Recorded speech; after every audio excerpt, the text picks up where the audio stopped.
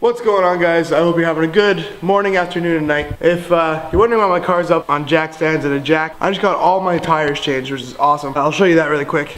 The tires I got in the front are Nito Gens. They're 235 40 18s. And what I got in the back are just some burners that a friend of mine gave me. These are 245 45 18s. These are basically just to get it out, warm the oil up, and then do a huge burnout with my friends. Nothing special at all. I'll let you know my next tires that I get, because I'm planning on actually putting out some money to get some decent ones.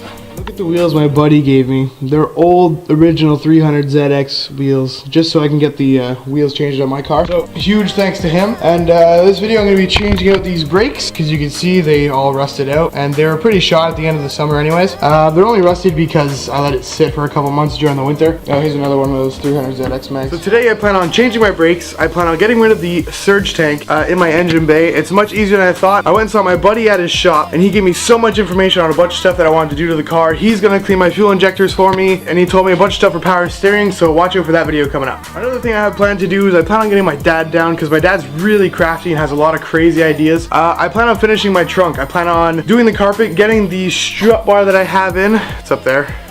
I plan on getting that in, but cutting the rear interior, bolt down the battery box that I have in the trunk, and I don't have a spare wheel in the back, so I plan on putting some sort of cover so I have the support when I put things in my trunk. It just won't fall through and rip the carpet like it sort of already did. Old crusty brakes with old crusty brake pads. Brand new semi-ceramics, brand new brake pads. Just how I like it. Well, it's a different caliber, but you get the idea. Alright, so quick update. I changed all the brakes. My hair got in the way, so I threw on a toque. Now, my buddy just left. He took all my wheels, actually. He's super cool. He knows so much for the little bit of stuff that he has to do it with. So that's where my rays are. Hopefully he does a good job. I'm so nervous. So I'm gonna move on to the engine bay in the trunk, and I'll be back in a minute. Alright, so interrupting the video with a good old unboxing. I don't know about you, but I absolutely love unboxings. It's like Christmas. This is an order I made off enjuku, as you can see right here, enjuku racing. So what I got from enjuku, I know I have a nice collection now, but I got a nice vibrant catch can.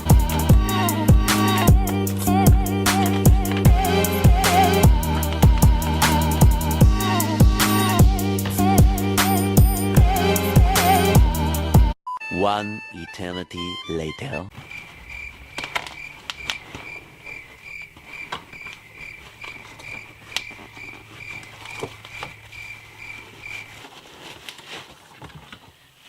That was a struggle. So here's the new catch can. Nice plain oil dump here. We got dash 10 AN fittings on the top underneath these caps, which is pretty cool to cap it. We got dash 10 fittings. We got a mount that we're probably gonna take off, because something really cool about this catch can in particular, it fits exactly at the fuel purge tank.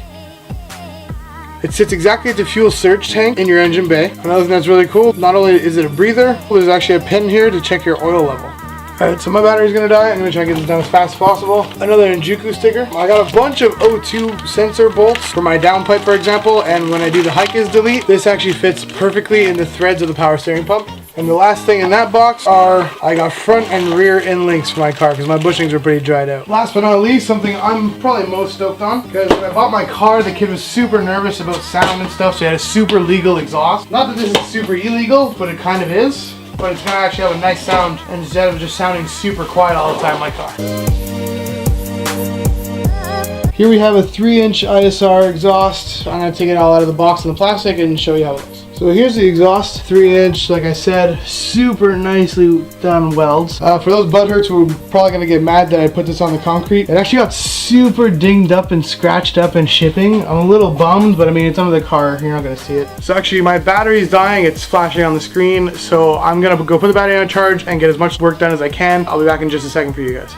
Alright, so I've been slacking filming lately just because I've been rushing to get this done. So I'm just going to do sort of a quick update on everything that I've done. There was a couple brackets here I cut out, I bonded over, repainted, and I matched the paint pretty well after I took a Scotch-Brite to it. Obviously I painted up the valve covers, I got those all nice and pretty, cleaned up as much as I possibly could. In the meantime, I also broke both of my work lights, so now I'm using the old school wire ones, which is super annoying to work with, but what are you going to do? I painted up the heat shield here, I got all the bolts silver and painted it all black, so that looks great. Biggest thing, unfortunately I didn't get to show you guys, but a buddy of mine came over, he tucked all these wires for me in the fender, and he zip tied it actually. I didn't really trust it at first, but I pulled on it pretty hard, and you can see it's solid, it's not going anywhere. So that's up there mounted. So here's all the wires underneath. I'm gonna cover it properly before I start the season.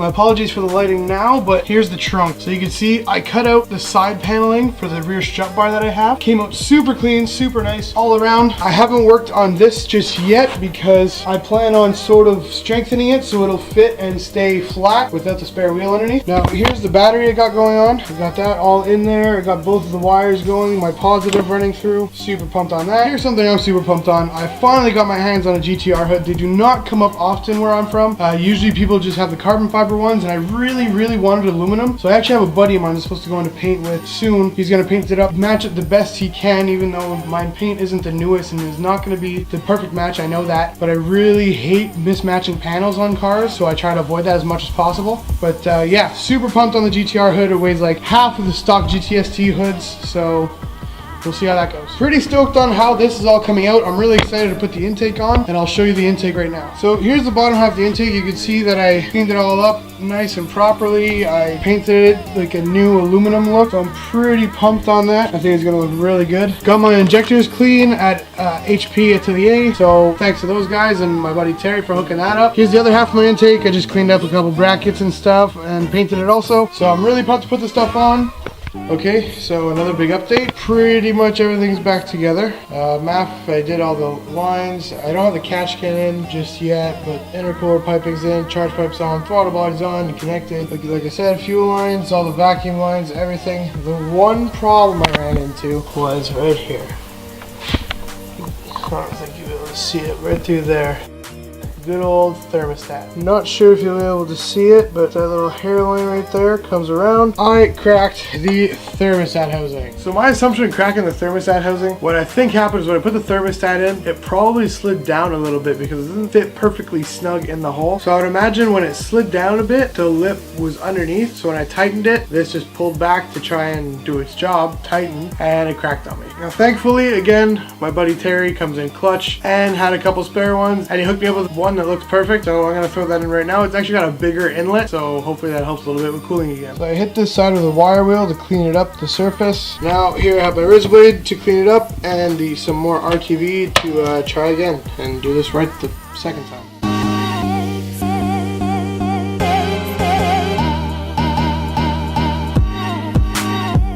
Alright, now I'm gonna let the RTV sit and dry, get a little tacky, and then we're good to put her on. So I just wanted to apologize for the long span of time between my last upload and this upload here. Again, being from Canada, I have to wait a long time for parts, and I just really want to get the car done because it's the season right now from where I am. So just filming and stuff like that, and tripod and this tripod, and then doing these little talking things, explaining and showing parts and opening boxes. As much as I love it, I really want my car back on the road right now, and I'm doing everything I can to do that. I plan on getting more and more into videos with other future things, and maybe just things in general, like a vlog style, because I really had fun on the last video with the whole like vloggy style thing that we had going on. And yeah, so I'm gonna cut this video off here. Thanks for watching, whoever's watching. See you next time. Remember, you're only human.